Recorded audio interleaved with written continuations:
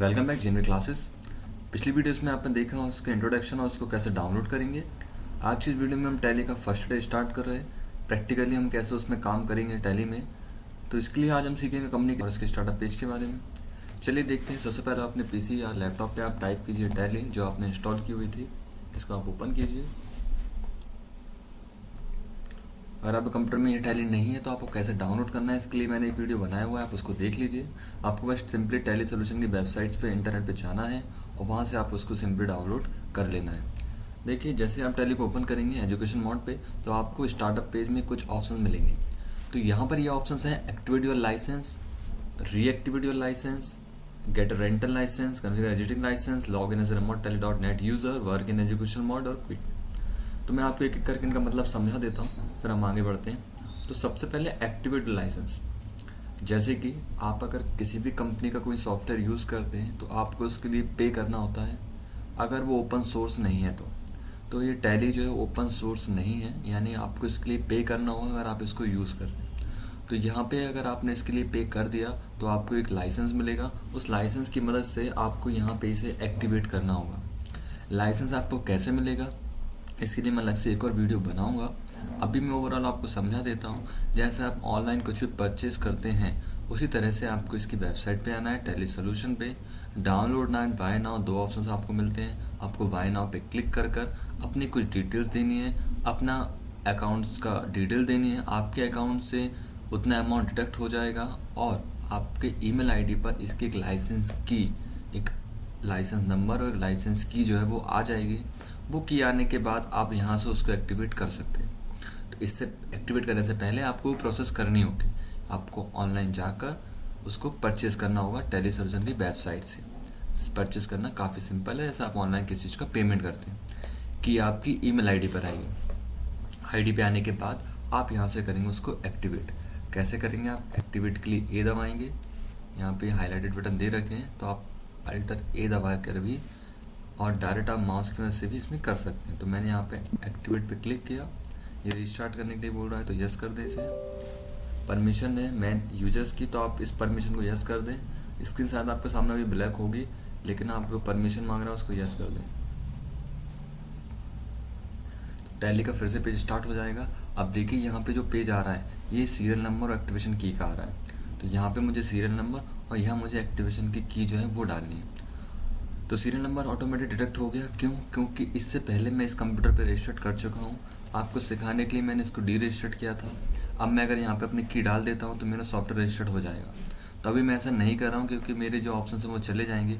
अभी मुझे आपको और भी कुछ बताना है, इसलिए इसे मैं छोड़ रहा हूँ। बस आपको यहाँ पे की डालनी है। की डाल के आप एंटर करेंगे। ऑनलाइन वेरीफाई होने के बाद आपका जो एक्टिवेट लाइसेंस हो जाएगा। मैं इसको कैंसिल कर रहा हूँ अभी। तो पेस्ट था एक्टिवेट लाइसेंस, इसके लिए आपको एक सीरियल नंबर और की चाहिए। ये आपको कहाँ से मिलेगी? परचेस करने के बाद। Reactivate your editing licence. Reactivate में क्या होता है, आपका लाइसेंस एक्टिव था लेकिन उसको 1 ईयर हो गया, अब वो एक तरह से एक्सपायर हो गया। आफ्टर 1 ईयर आपको फिर से उसे रिन्यू कराना होगा।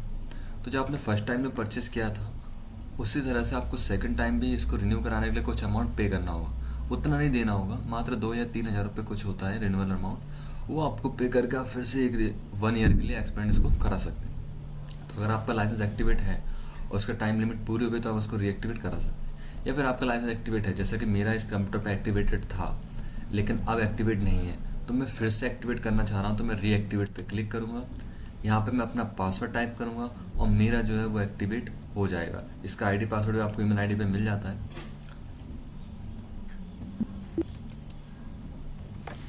इसको ओपन करते हैं एक बार।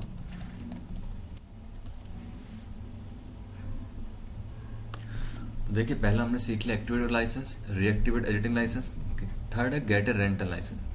अब जैसे कि आप लाइसेंस अगर इसको परचेस करते हैं तो आपको 21,000 रुपये देने होते हैं लगभग, और जब आप मल्टी ईयर के लिए यूज़ करते हैं तो आपको 64,000 रुपये तक पे करना होता है और ये 1 ईयर तक रहता है।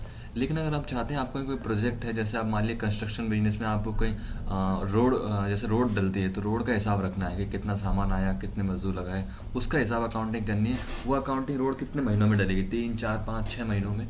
तो उस 6 महीनों की अकाउंटिंग आप रेंट पे टैली लेके कर सकते हैं, यानी आपको 21,000 पे करने की जरूरत नहीं है। आपको 750-800 रुपये महीने पर टैली को यूज़ कर सकते हैं। जब तक आपका काम चलेगा तब तक आपको पर मंथ 850-800 रुपये देने होंगे टैली को। जब आपका काम खत्म हो जाए, आप देना बंद कर दें, उसमें एंट्री होना बंद हो जाएगी, आपका डेटा पूरा सेव रहेगा, आप उससे कोई भी रिपोर्ट बना सकते हैं। तो रेंट पे एक तरह से आपको टैली को ले सकते हैं, किराए पे, कुछ महीनों के किराए पे, जितना भी आप देते जाएंगे किराए के हिसाब से वो आप यूज़ कर सकते हैं। और यहाँ पे आपको 1 ईयर के लिए हमेशा के लिए वैलिड हो जाएगा।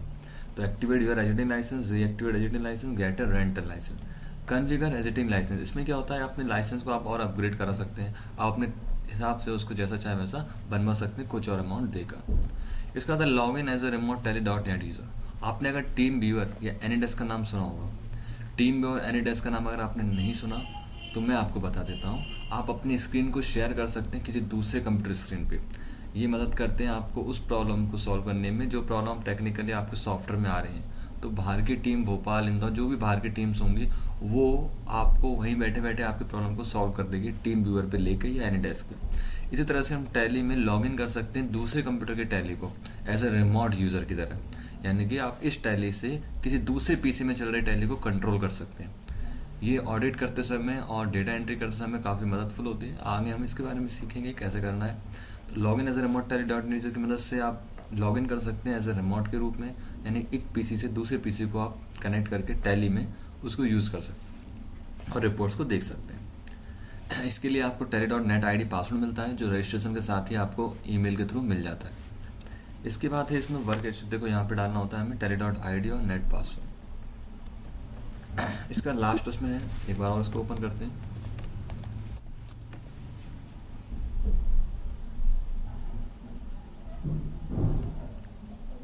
इसका इसमें है वर्क इन एजुकेशन मोड। वो वर्क इन एजुकेशन मोड काफ़ी अभी हमारे काम का ऑप्शन है। चूँकि आप अभी सीख रहे हैं, आप स्टार्टिंग में आप इतना लाइसेंस एक्टिवेट नहीं कराएंगे क्योंकि बहुत ज़्यादा अमाउंट हो जाता है, लेकिन जो बिजनेस कर रहा है वो एक्टिवेट कराना उनके लिए ज़रूरी है। तो आप इसको फ्री में यूज़ कर सकते हैं वर्क इन एजुकेशन मोड पे। अब प्रॉब्लम ये आती है, अगर कोई बिजनेस कर रहा है और इसको फ्री में यूज़ कर ले तो वो भी तो कर सकता है, तो ये नहीं हो सकता। The education mode allow you to learn use Tally ERP9 without a licence, यानी टैली तो कह रही है कि आप बिना खरीदे इसको सीख सकते हैं, लेकिन अगर आपको काम करना है, you can work on data on your computer with some restriction, मतलब आप फिर काम तो करेंगे लेकिन कुछ लिमिटेशंस होंगी। For example, you will not be able to enter transaction for all days in a month, पूरे मंथ की एंट्री नहीं होगी, यानी आप पहली तारीख और दूसरी तारीख की एंट्री कर पाएंगे, बाकी के डेज की एंट्री करने के लिए आपको इसको लाइसेंस को परचेस करना होगा। तो जब आप सीख रहे हैं तब सीखने में इस चीज़ का कोई भी फ़र्क नहीं पड़ेगा, आप पूरा कंप्लीट सीख जाएंगे। लेकिन अगर आप काम कर रहे हैं तो आपको फ़र्क पड़ेगा, क्योंकि जो सैलरी आपको 20 तारीख को देनी है वो आपको 20 तारीख को ही देनी होगी। लेकिन अगर अपन सीख रहे हैं तो हम 20 तारीख की सैलरी भी 1 तारीख को दे सकते हैं, क्योंकि अभी हम सीख रहे हैं। तो सीखने में डेट का कोई रोल नहीं है, लेकिन अगर आप काम करेंगे तो डेट का फ़र्क पड़ेगा। तो अभी आप इसको यूज़ करेंगे वर्क इन एजुकेशन मोड पे। जब आप सीख जाएंगे, जब आप कहीं जॉब करेंगे, कहीं काम करेंगे, तो वहाँ आपको लाइसेंस वर्जन मिलेगा, आप उसका यूज़ कर सकते हैं। क्विट में क्या हुआ, हम टैली को क्लोज कर सकते हैं। अब यहाँ पे एक बात और मैं बता दूँ, कुछ शॉपकीपर्स जो हैं वो या कुछ ऑनर जो हैं बिजनेस में, वो छोटा बिजनेस होने के कारण वो टैली का लाइसेंस को एक्टिवेट नहीं कराते। तो फिर वो टैली में अकाउंटिंग कैसे करते हैं? तो टैली में आप ये जानते हैं कि पायरेसी का ज़माना है, पायरेटेड सॉफ्टवेयर भी मिलते हैं। टैली का पायरेटेड सॉफ्टवेयर आता है टैली 9.0, तो वो शॉपकीपर टैली 9.0 का यूज़ करते हैं। वहाँ पे आप डेट को बदल सकते हैं, पूरा काम कर सकते हैं बिना लाइसेंस को खरीदे। वो इनलीगल है, ऑफिशियली नहीं है, लेकिन ऑफलाइन में किसी को पता नहीं चलता। हमारे कंप्यूटर में, आप जिस कंप्यूटर में यूज़ कर रहे हैं शायद उसमें भी पायरेटेड विंडो डली हो और आपको भी नॉलेज ना हो। विंडोज़ के भी लाइसेंस आते हैं, MS ऑफिस का भी लाइसेंस आता है, हर एक प्रोग्राम का लाइसेंस आपको परचेस करना होता है। लेकिन अधिकतर ऐसा होता है कि कोई परचेस करता नहीं है और सब पायरेटेड सॉफ्टवेयर यूज़ करते हैं। तो इस तरह से टैली का भी पायरेटेड सॉफ्टवेयर आता है टैली 9.0, और वो बहुत सी जगह पे आपको मिलेगा जो एक भी रुपया ना दे के भी अकाउंटिंग कर सकते हैं। और आप भी चाहे तो अपने घर पे यूज़ कर सकते हैं। टैली भी इसके लिए कुछ नहीं करता क्योंकि ऑफलाइन है, और आप यूज़ कर सकते हैं, आपको कुछ फीचर्स कम मिलते हैं उसमें। बाकी ERP9 का अगर आपको यूज़ करना है तो आपको उसको परचेस करना ही पड़ेगा।